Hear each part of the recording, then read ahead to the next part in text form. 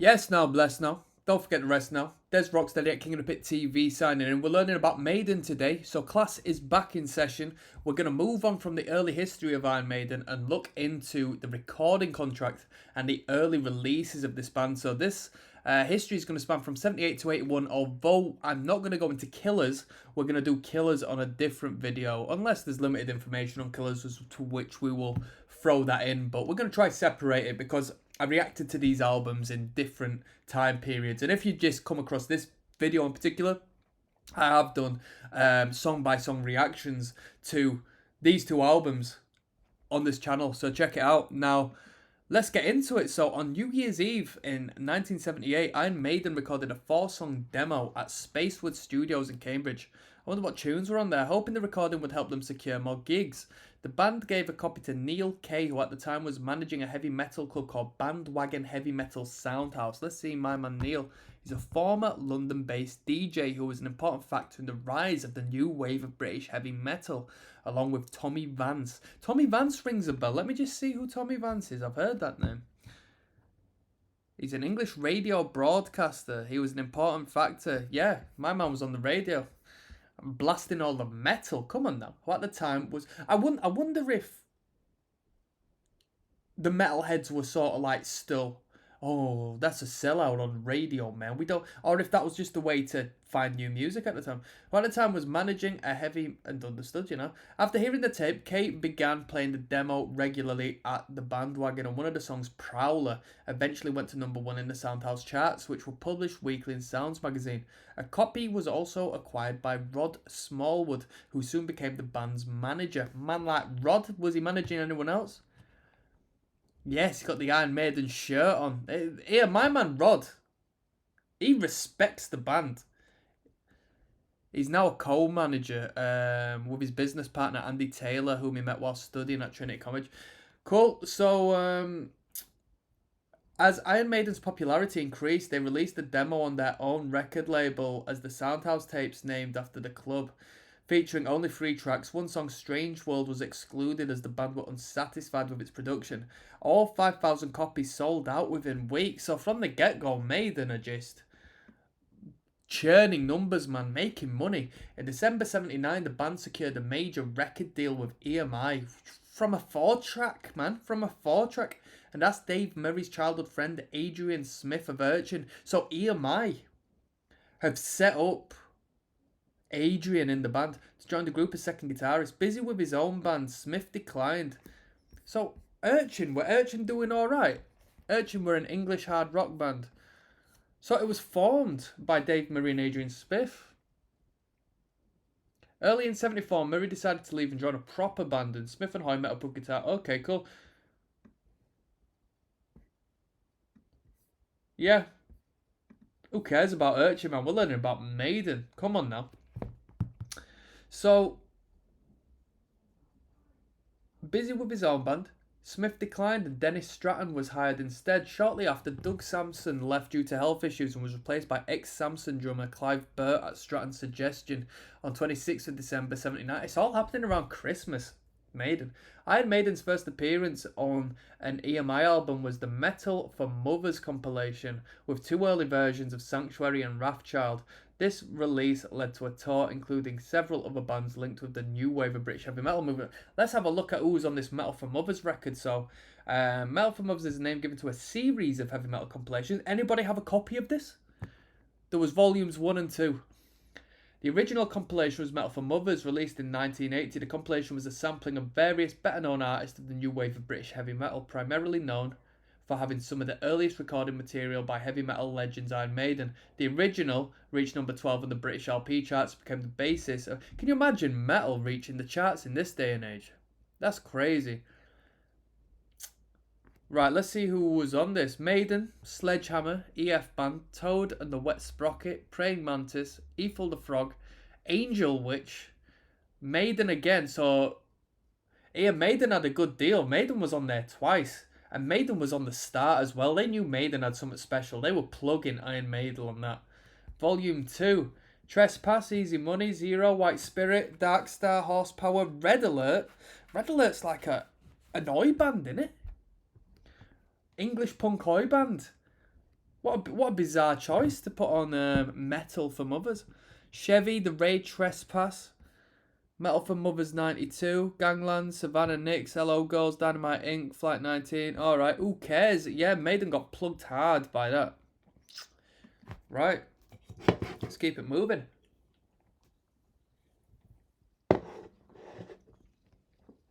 This was alright. Iron Maiden released their self-titled album in 1980, which debuted at number 4 in the UK albums chart. In addition to this title track, the album included other early favourites such as Running Free, Transylvania, Phantom of the Opera and Sanctuary, which was not on the original UK release but appeared on the US version and subsequent remasters.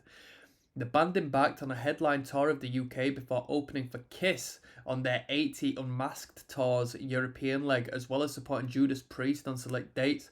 After the Kiss tour, Dennis Stratton was dismissed from the band as a result of creative and personal differences, and basically was crap at what he did, and was replaced by Smith in October 1980. In December, the band played at the Rainbow Theatre in London, where their first live video was filmed.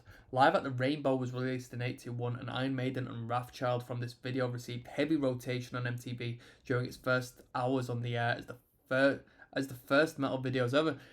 Maiden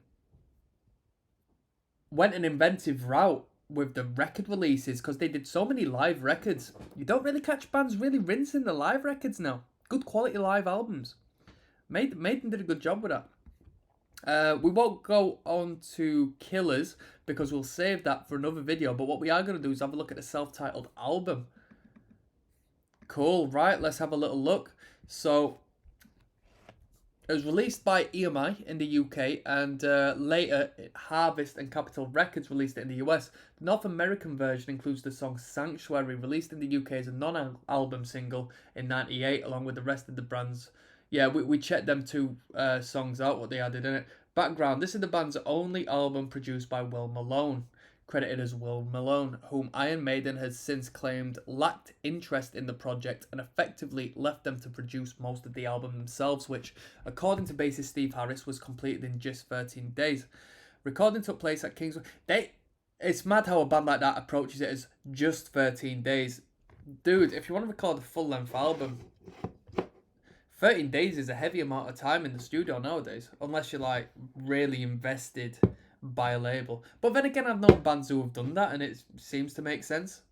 Me personally, you learn your parts, you go in, you blast your parts. Everyone blasts their parts, and you have a record within so many days. But here we are. People like to throw money. I don't have that. Let's keep moving. Recording took place at Kingsway Studios, West London in January 1980, with the band taking time out from the 80 Metal for Mothers tour to complete the final mixes at Morgan Studios, Northwest London in February. Before the sessions with Malone, the band made 2 attempts in December 79 with 2 different producers while still a 4-piece. Guy Edwards I was dismissed as the band were unhappy with the muddy quality in this production, while Andy Scott was also dismissed after insisting Harris play his bass with a pick rather than his fingers. They just said, Andy, mate, you're going to have to get lost. Are you not feeling my finger style? I got to respect them for that. They were just like, this is our band. We'll do it how we want. Alright? I took vocal lessons years back. And my vocal teacher tried to have me pronounce like put t in there. With my dialect, I'm from Yorkshire. Like, we don't pronounce the T naturally within our vernacular, so I don't want to go out of my way to speak proper when I'm singing and so forth. I just want to be me, you know what I mean? So I did the same way as Maiden. I just said enough of that. Like, let me be me. There's a lot of, you know what I mean? Producers and sound engineers can be brilliant with input and can really assist, but some of them try to be a bit cheeky with what they ask you to do. I recorded in London with a band, a crossover thrash metal band, and we recorded a sweet solo, or what I considered a sweet solo for the record, and the guy was chopping it up and moving it about and stuff, and it's just like, nah. I wrote that solo, I want that solo one, I like the solo. Don't start messing around with my art, you know what I mean? But I guess it works for some people. I guess artists and the ego is quite touchy when it comes to it, so it is what it is. Nowadays, I'm open for discussion, you know what I mean? But back then, it annoyed me. After these efforts, the band decided not to dismiss Malone, as Harris described that they could bypass him and go to the engineer. The group criticised the quality of the production, although many fans still preferred the raw audio of the sound recording, although All Music stated that this style was clearly drawing from elements of punk rock. Harris stated that the band despised everything about punk. You know what? Iron Maiden to me is the least punk band of all time. It just is heavy metal through and through, innit? This was, and I know there's disputes as to whether there was a bit of a punk rock aspect with some of the sounds that came from that debut record, but it's like near to none, really, let's be fair. This was also the only studio album with the guitarist Dennis Stratton, who, having been brought in as a last-minute placement, was dismissed due to musical differences after the band's European tour in support of Kiss. Suspicions were first raised during Iron Maiden's recording, where Stratton added Wishbone Ash-esque harmony guitars and backing vocals reminiscent of Queen to Phantom of the Opera. That probably sounded sick, to which the rest of the band immediately disproved and had removed. Although Stratton stated that he was not trying to push the band in a new direction, Harris commented that it really pointed up the difference between Dent and us. It might have done him some good, I'm not gonna lie. Queen harmonies in Maiden sounds sick. After which he began to notice that Dennis was much more into playing stuff like Strange World than he was Iron Maiden or Prowler, because it was more slow melodic. Then he was soloing on one of the heavier songs. It wasn't quite with the same passion. The 98 remastered album differs from the original with addition to the song Sanctuary, which had been released only as a single in the UK in May 1980, although it did also appear in the later US version of Maiden, which was issued in August 1980. The track originally appeared on the Metal for Mothers compilation, but was re-recorded during the Iron Maiden sessions. The re-release also features a different cover, a digital recreation by original artist Derek Riggs, with a portion of the original artwork instead of being used on the disc itself. So we've got the remastered artwork there. I can see the difference, yeah. Don't know what I prefer, to be honest. I don't know what I prefer. It's a bit too dark, that remastered cover. The guy could have kept the brightness of the first record, but incorporated his more devilish looking Eddie, I think. Best of both worlds. The band undertook the Iron Maiden tour in support of the album, during which they played their first concerts in mainland Europe, where they were surprised to discover how successful Iron Maiden had been outside of the UK. Steve Harris commented the prestige of doing so well in the UK had turned into a sort of word of mouth thing, and we'd turn up to places like Leiden in Holland, places we'd never even heard of, and they'd have these massive banners waiting for us with Iron Maiden go over the top written on them, and all of this. It was unreal. Right, songs. Running Free was released as a single on the 8th of February 80, reaching number 34 on the UK singles chart. The band also performed the song on the UK TV show Top of the Pops, refusing the usual tradition for artists to mime, and thus becoming the first group to perform live on the show since The Who in 72. That's mad.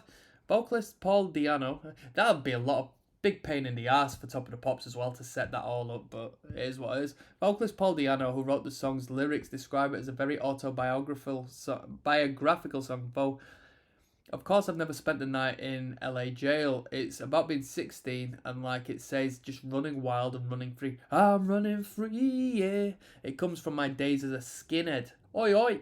According to classic rock and metal hammer contributor Dave Ling, writing in the Metal for Mothers CD reissue liner notes, Sanctuary was originally penned by guitarist Rob Angelo, a member of Maiden in 77, who was paid £300 for the song's rights. What do you think to that? Quick 300 bars, alright. Iron Maiden were throwing money left, right, centre. The Sanctuary single was, or the label was at least, Sanctuary single was released on 7th of June 80 and charted at number 29 with the censored cover of Eddie, the band's mascot, standing over Margaret Thatcher's body, earning the band publicity in the British press. Managers Rob Smallwood and Andy Taylor's management company would be named after the song. Although Sanctuary Records Group, that's the name of the management company. Both Strange World is credited solely to Harris. Paul Day, the original vocalist from 75 to 76, asserted that he also contributed to the song Charlotte the Harlot. Their only song to have been written by Dave Murray alone is the first of four Iron Maiden tracks about the fictional prostitute Charlotte. There's four Maiden tracks about Charlotte. Although Murray states it was based on a true story, the 7-minute Phantom of the Opera is one of Harris's favourites and is still performed live relatively frequently. I think it's boring, Phantom of the Opera, to be honest, with many mood and time changes. Harris marks it as the first song I'd written that was a bit more proggy. Transylvania is an instrumental piece composed by Harris, which was later covered by Iced Earth on the album Horror Show. Of all the album songs, Phantom of the Opera, Running Free, Sanctuary and Iron Maiden are the most frequently played in the band's concert tours, with the last being played at every show since the band's inception and signalling the arrival of Eddie on stage. Bruh, they played Iron Maiden every single time. All of the album songs, including Strange World, have been re-recorded. That's mad. Let me go back to that. With the last being played at every show since the band's inception. That is crazy. That is crazy. It's nowhere near their best song. All of the album songs, excluding Strange World, have been re-recorded with Bruce Dickinson on vocals, either on live albums, studio B-sides, or both. Strange World and Transylvania were the only songs not played on the Eddie Rips Up the World Tour 2005. 4 songs, Prowler, Remember Tomorrow, Running Free and Iron Maiden, were covered for the 2008 tribute album Maiden Heaven, a tribute to Iron Maiden released by Kerrang! Magazine, and an acoustic reinterpretation of Prowler was included in 2012's Across the Seventh Sea by acoustic Iron Maiden tribute act Maiden United. Let's see who did a tribute to Maiden. Black Tide did Prowler. Remember Tomorrow by Metallica. Bruh, there's some names on here. Avenged Sevenfold did Flash of the Blade. Glamour of the Kill did 2 Minutes to Midnight, which is probably one of my favourite Maiden tracks. The Trooper, Coheed and Cambria. Devil Driver did Wasted Years. Sign did Run to the Hills. Dream Theater did To Tamerland. Caught Somewhere in Time by Medina Lake. Gallows is so bizarre to be on that list. Wrathchild. Fight Star did Fear of the Dark. Hallowed Be Thy Name did by Machine Head. Trivium did Iron Maiden. Year Long Disaster did Running Free, and Brave New World by Ghostlines. And there was a volume 2. Maiden are just making money here because they've got the rights to this. Or at least whoever wrote the songs have got the songwriting rights. Running Free by Stone Sour. Raining Days, Speed of Light, Escape the Fate, Hallowed by Thy Name.